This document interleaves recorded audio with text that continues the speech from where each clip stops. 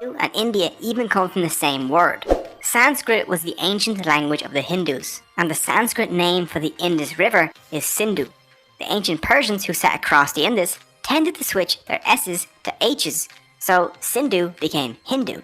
So the people living across the river became Hindus. The Persians told the Greeks, who dropped that very not Greek-like H, stuck in a very Greek-like E to the end, and boom, India. Hinduism has a long, long history. But today we'll be focusing on just the core beliefs of Hindus because I don't have the willpower to animate a 3-hour-long video. Hindus are a diverse group. Some are strict, dedicating their lives to prayer, while others don't believe in any gods but still follow Hindu philosophy. To make things easier to understand, let's break Hinduism down into 7 core beliefs. So, here's my rap about the 7 Hindu beliefs. You promised you weren't gonna do the rap. Come on, you're better than this, man. Fine, here's the regular version then. 1. Belief in one universal soul. Hindus believe in a universal soul known as Brahman, a formless, genderless source of all reality. Brahman is the universe and the material that makes up the universe. It's a trippy concept, but think of Brahman as an ocean and everything else as drops propelling out of that ocean. Separate for a time, but still the same thing, if that makes sense.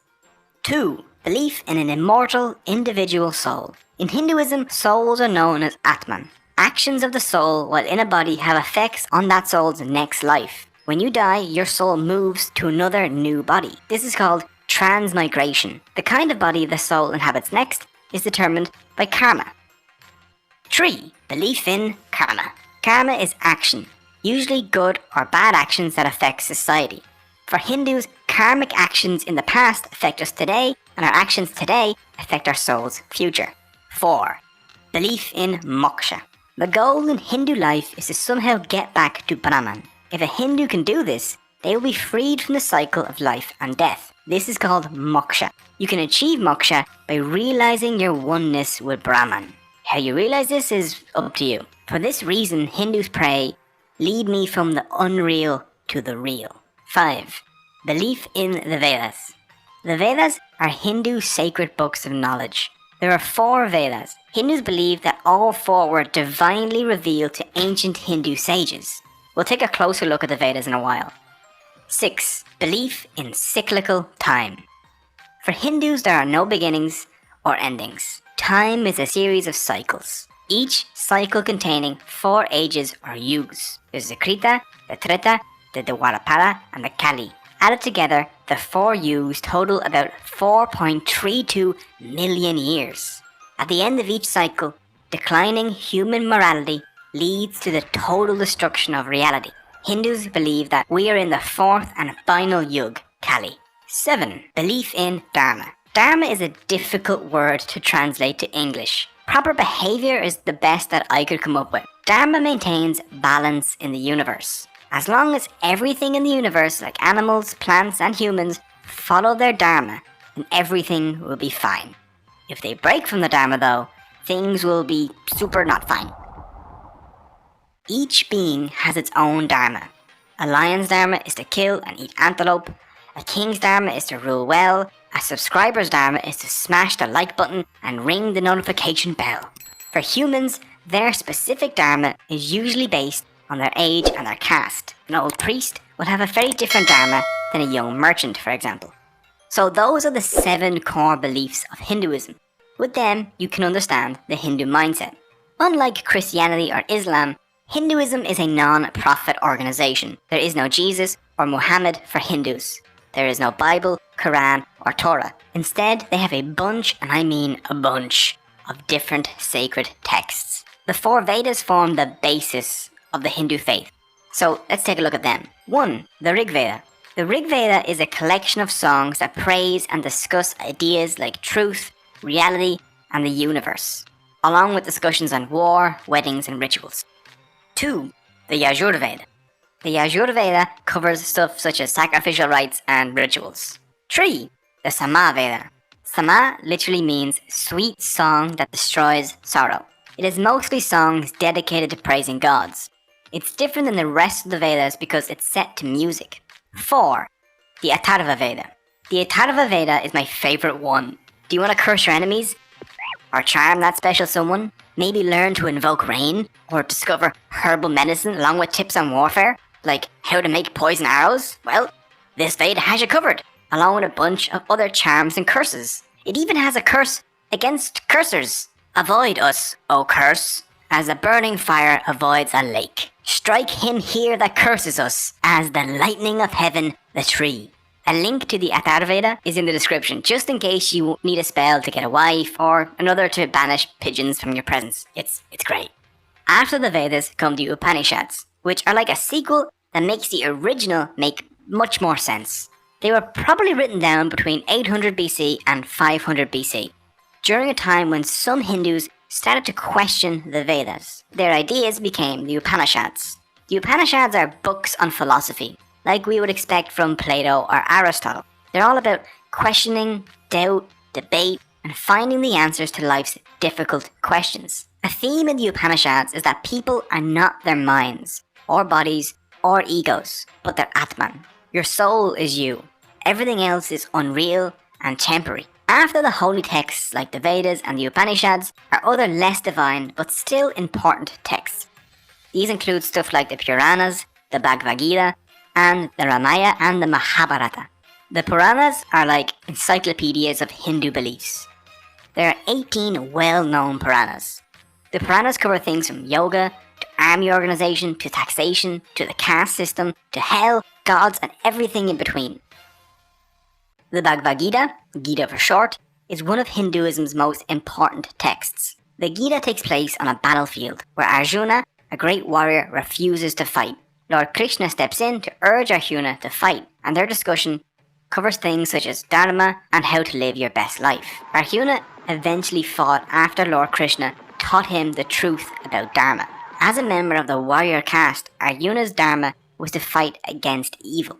The lesson of the Gita is that everyone faces difficult choices, but they must act on them according to their dharma, no matter how unpleasant.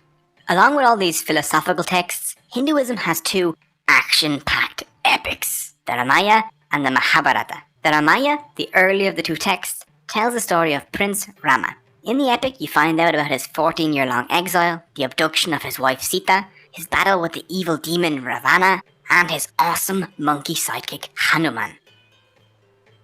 The second epic, the Mahabharata, is the longest poem in the world. 5 times the length of the Bible and 8 times the length of the Iliad and Odyssey combined. It rivals any soap opera you've ever seen when it comes to drama. Murder, betrayal, love murder, and giant battles. The Mahabharata has it all. The theme running through the Ramayana and the Mahabharata is that dharma must be followed for society to function. In Hinduism, there are 4 goals a person should aim for to have a good life. The first of these is dharma, followed by artha, the pursuit of prosperity and good reputation, kama, pleasure both in body and in mind, and moksha, the release from the cycles of rebirth. Hindus should practice artha and kama with dharma in order to achieve moksha. There are also 6 temptations Hindus should try and avoid. Kama, lust and materialism. This kama is different from the good kama mentioned above, I know. Next is kruda, which is anger. Lobha, which is greed.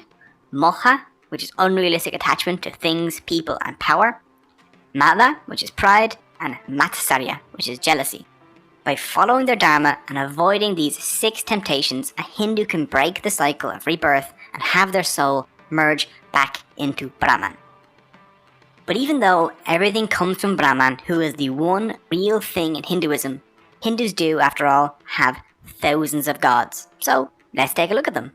First, there's Brahma, the creator. He created everything in the universe, but he is not the universe itself, because that's Brahman. They aren't the same thing. That last letter changes a lot, apparently. He has 4 heads. The heads face each of the 4 directions to represent the 4 Vedas, which he created, and the 4 yugas. He also holds a book, which represents knowledge. Oh, and he rides a giant swan because he's just fancy. His consort is Saraswati, the goddess of learning. Vishnu the Preserver is the second member of the Hindu Trinity. He preserves the world created by Brahma until it is eventually destroyed by Shiva. He holds a discus which he uses to cut down anyone that tries to mess with his dharma, along with a conch which symbolises victory and the 5 elements. Vishnu has many avatars, such as Krishna or Rama, who he uses to defend dharma on earth. Oh, and he rides a giant eagle named Garuda. Vishnu has 2 consorts, the goddess Lakshmi and Bhudevi. Bhudevi is the earth goddess and Lakshmi is the goddess of good fortune and wealth.